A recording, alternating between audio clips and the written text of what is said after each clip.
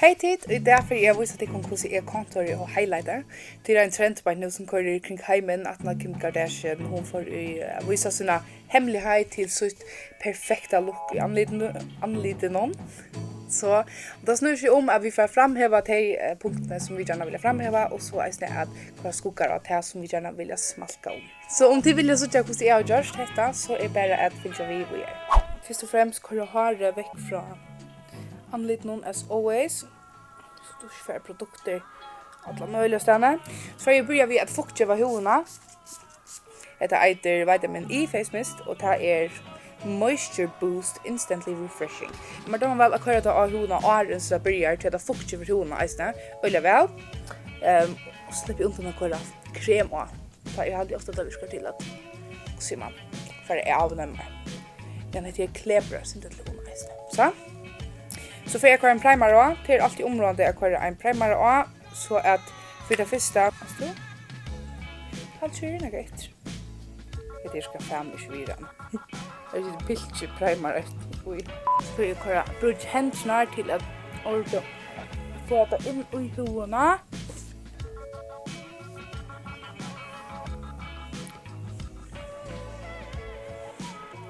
Så.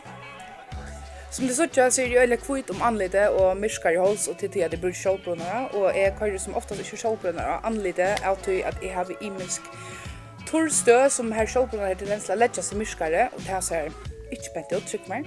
Så för att få att perfekt färgerna så får jag att bruka så jag brukar L'Oreal True Match. Jag vet bara ska färgerna är det är allt dott jag ut mig. Så if jag brukar synte en pump att och så får jag få det så det myska out här synte för just i mot halsen så för jag brukar face and body det farva C5. Det synte upp sin kolumn undertona och det här vi isna shoulder. Så som den bland det där samman fingerston. Korda runt alla ställen och anlita.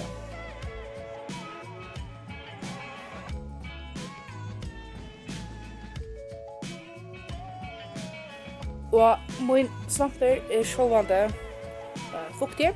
Det är alltid. Det har gjort till att vara fuktig. Det lägger sig så nu har vi kort foundation on. Nu får vi så igång vid contouring och highlighter. Först och främst så tar jag pickas inte av en illuminator från Body Shop. Han syns från ljusa det runt om och tar lätt är bara lite om man har. Det är så krem. Det är lika bäst att köra åren om trona är till att jag kan ta produkterna av putron så kör det om man har putr. Simpelt kör det lika runt här som är vanlig kost highlighter, putr highlighter. Stopp det simpelt in i huden är ordentligt väl och heter för att få en av mera hur ser man huden ser som oftast eller hon kan gå så ofta såna torr ut och eller ensligt. Och heter just beväl på för simpelt av Louis. Men det är så nu att skolan sin marknads inte bara Louis. Så för det spännande parten. Vi får börja vi att highlighta och ta gör vi concealer eller vi en ljusa färg. I have imis det en alltså till highlight och contouring. Det brukar så man till highlighting här så det är flera färger och det till contouring. Det brukar ice vanliga concealer alltså det är en från märkas på longwear. Men då man bättre att köra en mera flotande, inte så kompaktan och tjockan som händan under ene auto att han kryssar han inte mera, läxen inte mera i där får in linjerna. Så jag börjar vi kan lite dopp av.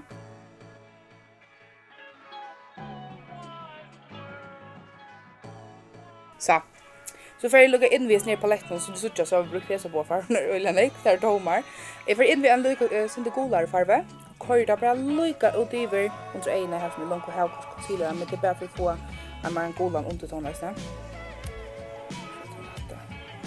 För jag får att jag rätt och färgerna. Det är så rätt som det sucha. Öliga faktiskt nog så riktigt att smörja ut. Så det är faktiskt inte närmare att bruka ena. Flottant eller bruka en flotande concealer. Nu får vi så isna highlighta. Jag tar isna samma palett för jag får så det och blanda det och blanda det samma vid min ljusa concealer. bara tog att man damer inte så väl här så tjockt och det ser sig när man in på den att så rävligt tjocka konsistenser. Vi kör så syndra pannorna och man efter nösarna och syndra högarna till det här kanske inte belgar runt om nösarna. Kör jag syndra långt ner under ögonen. Nu kör det kors under här.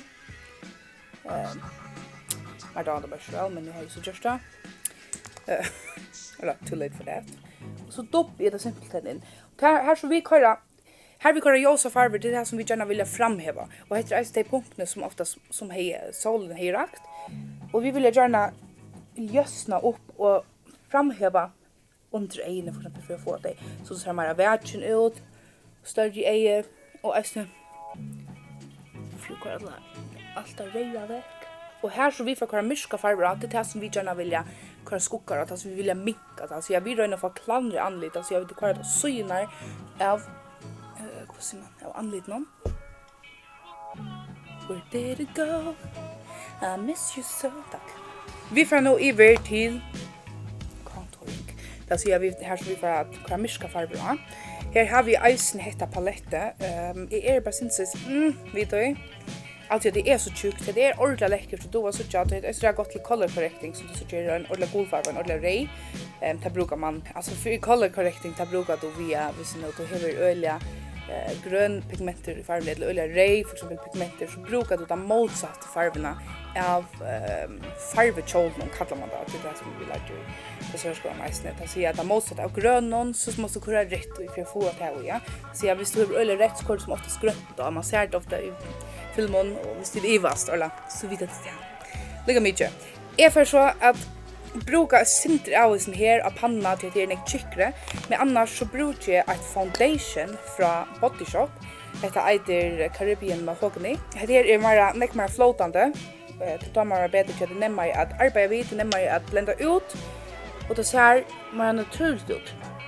Så det är så jag lägger färger här som jag gärna vill micka om anlitet. Så jag för att få sånt klandra anlit. Nu har vi bara rotat. Alltså jag har stora pannor men jag har rotat och jag ska röna få dem mer avlängt och smallre. Så jag fokuserar ju på att köra mycket färger ut det syne av anlitinum och medan kanske folk som hade haft mer avlängt hade kors här nere vi och pja pannor är som för att så man micka om långterna och är sånt det är alltid känna benen. Och jag har öliga stora lös så eller breda lös. Så vi kör igen. Så in i pannorna, applåden om man. Här. Och så kör vi omtrycken och väck. Just det här, vi har inte omtrycket att vita vitt. Men vi får att mycket om det. Nu får vi så att blenda det ut. Och det här brukar jag spjutblendaren i brukar bara nå. Jag brukar så en sculpting brush från Real Techniques. Hon är öliga kompakt och hon är syntetisk hard. Och så att det är lika väl till flotande produkter. Och det brukar synten vi att buffa det in i hona. Bara köra i cirkeln. Som man circular motions. Omkring här det är. Det är öliga viktigt att vi inte flyter produkter för när helst hepart. Tror jag att om vi flyter det allt för när så kan det så det motsatt effekten vi gärna vill ha. Så jag tar vi brukar det så det vi kör akkurat det och snäcka så upp efter. Ja, gott bra ju. Upp efter snäcka. Så vi kör ner efter så kör vi en större ljud så det heter det vi vill framhäva. Så vi vet väl det är så cray ut på nu don't worry för så ser det ut att låta. Som du såg så det öle kant och den. Kolla. Jag vet inte om det sitter där men nu får jag bruka beauty blendern för att få det ordentligt blenda väl ut. Nu har vi finished i steg och blendat ut här som det ska ligga. Så det är beauty blendern för att simpelthen puffa resten in i hona och för att få det inte så kantot. Det är en illusion drag queen. We don't want that, do we? Just det, I love drag queen.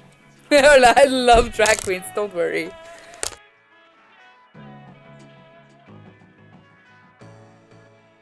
Blenda det väl. Tröst det in i hona. Så nu så är det öle brun nu. Hörla. De som känner mig vet att vi har det. Allt vill vara mysk. Och då vill vara brun. Och lägger ju inte döma med. simpelthen blir vi att blenda. Trygg mer att blenda ett viner och just här. Det handlar om att bli vi att blenda. Det kan virka som att det tar ölter och det är redan svårare egentligen att bruka kremprodukter att blenda ut vi. Emot till poter tar du akka börja vi. Men här är det så bara lika en liten guideline till dig som vill gärna pröva kremprodukter till att det ligger ofta mer naturligt av huvudena. Kan det göra poten till att det blir via klassiska poten och poter. Det framhäver rocker, det framhäver striker, det framhäver hår i andlitinum, allt möjligt. Och ta damer vid inte. Don't worry det betyder ju inte bara att vi får igång i kontora. Att de får så att lägga myrskult som är till att pjöstigt slett inte. Så är det området att de väljer att ta färgerna som de gärna vill ha.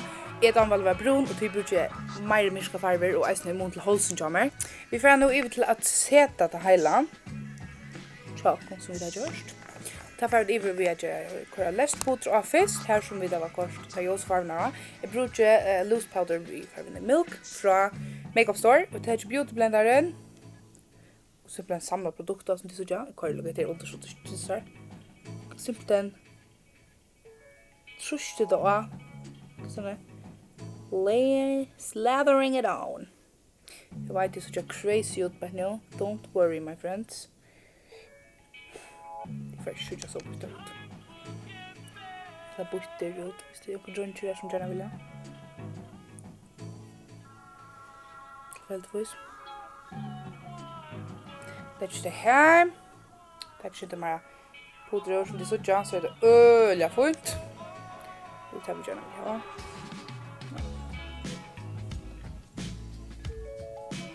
Let's just den här. Lyssna. Okej. Så det är näkt av att köra det simpelt en sån kvassa linje till bara till akkurat till att man bättre ha vi kontor mera blenda ut så det inte ser så öliga kantot ut men nu visar jag bara lite teknikkin lika. Wow, drar jag antar du? Det är han. Vi får så låta det här att sitta och ana lite för att få det. Alltså till ena heter kallas baking och det näga vi att lägga det av och då leder kroppshytan så där kroppstemperaturen så där till att bäka det som det kallar det så att det sätter sig ordentligt fast in i hona det gör det att det inte creasar det så att det sätter sig in i där fina linjerna. Men lika i mian vi gör det så får vi runt vi som heter myskefärgerna. Jag har några färger här. Jag brukar hesa den här skull. Den här är bara så öliga mysk som det ser ut. Den här är krockasvärst. Jag brukar äta det här som man counter kit från Passion Cosmetics. Jag brukar hesa 8 färgerna som det ser ut så är den mittaste öliga gråtlig, öliga kalter undertoner. Den öliga apelsinkoll. Det heter en mittelting. Och då var man väl inte för apelsinkoll, inte för gråtligt. Så jag tar nu en fluffy brush. Men då man rejält väl ha en fluffy brush. Det är näst som alltså bruka en sån här tynnare buss så det sitter så eller hur man inne mig att arbeta vi. Jag kan visa lika vi bara vån. Jag kan lika vi fluffy brush här på och hesa så innan. Jag lukar för visa. Munnen typ. Nu har vi korsat här med kvar. Så man så lika kompakta. Om jag så brukar jag en tynnare buss så blir det lätt så som man orkar stryka. Och det är ofta närmare jag börjar vi. Men jag plejer alltid vilja blenda det ut att de har lika väl. Så. Tänker vi bussna. Det är svart alltid sådär. Och så kan jag simpelthen sätta det bara lika ut över här som jag har långa korsmune kremprodukter av. För myske. Sojorna. Pannorna.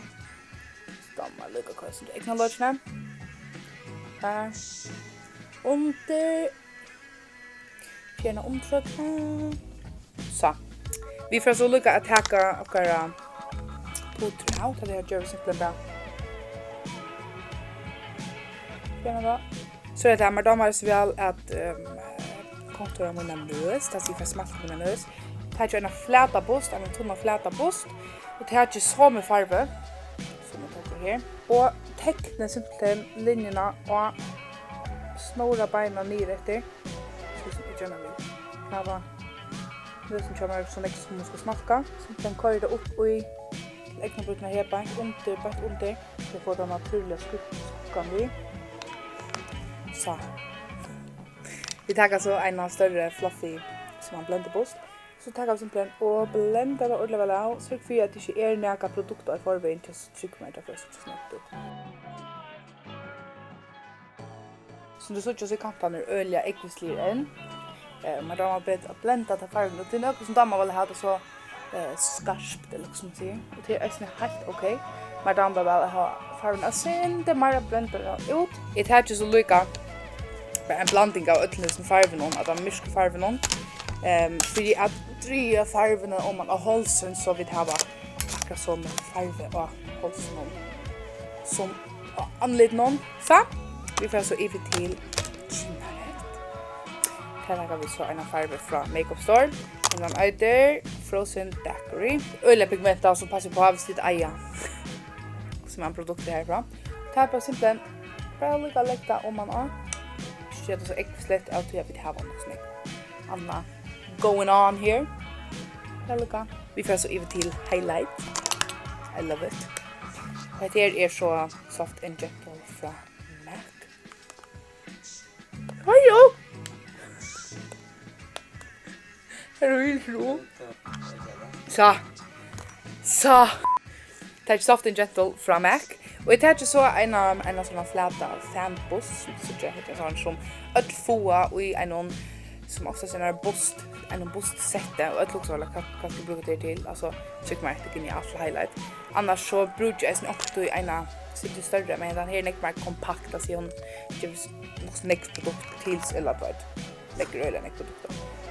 Og vi tar bare simpelthen på bildet, ja, hosna, og så legger vi highlightet her, som vi ville hava, som man, som solen har rakt, akkurat anlitt. Lika gjøre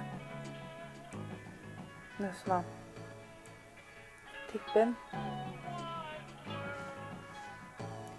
og her så det brukner her